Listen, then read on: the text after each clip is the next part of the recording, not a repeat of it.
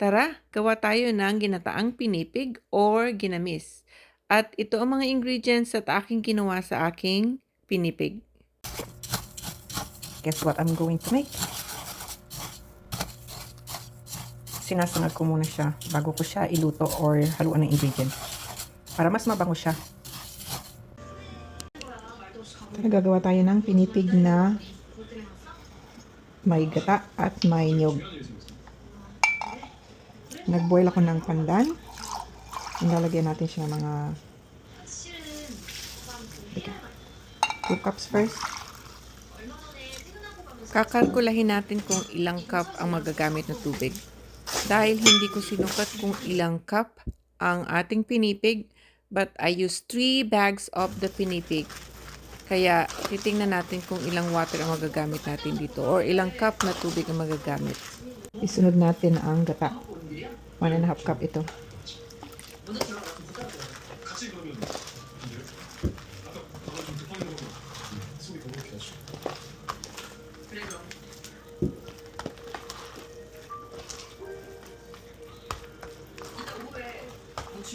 Sa amin sa Quezon, pag yung tag-harvest na, ganitong ginagawa ng mga tao after ng harvest pala.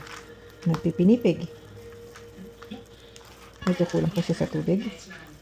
Lagyan pa natin ng pandan juice, pandan water. 1 cup. Makikita mo naman sa texture kung kailangan mo pandagdagan ng fluid or gata ang ating pinipig. Actually, may nabili akong coconut powder. Haluan natin siya. Kaya 1.5 cup lang na gata ang nilagay ko kasi meron akong powder na gata. Pero pwede mo ring substitute yung gata dun sa tubig. Kalkulasyon lang yan. Pag marunong ka na magluto kasi nakakalkula mo na yung lasa eh. At saka yung dami ng ingredients, yung amount. Imagination lang ba ang pagluluto.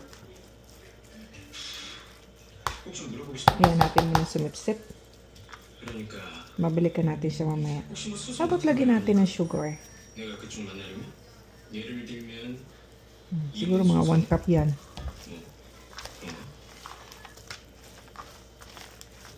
Feel ko lang siyang lagyan ng konting cream or milk. Kunti lang. Pampalinamnam lang. Sa ngayon, pinakikiramdaman ko pa yung texture niya kung kailangan ko pa siyang dagdagan ng fluid, gata, or tubig. Kasi it's look like malambot na pero hindi pa kasi matigas pa yung texture niya at sumisipsip pa siya pakunti-kunti ng fluid. And later on, magiging sticky na rin siya. Haluan natin siyang niyog. Ang ating finale.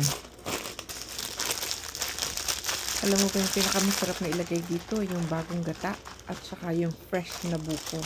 Yung hindi pa masyadong magulang. Mas masarap yun.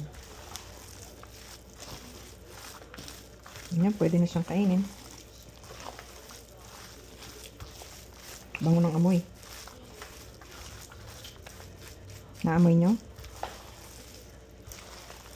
Naamoy ko yung toast ng pinipig, yung pandan, yung gata. Ang sarap ng amoy niya.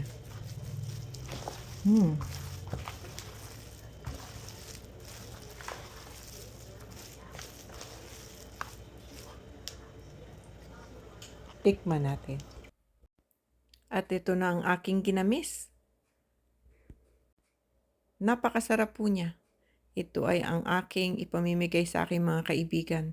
Kaya nakapack na siya. Hope you enjoy watching. Thank you so much. Have a great day.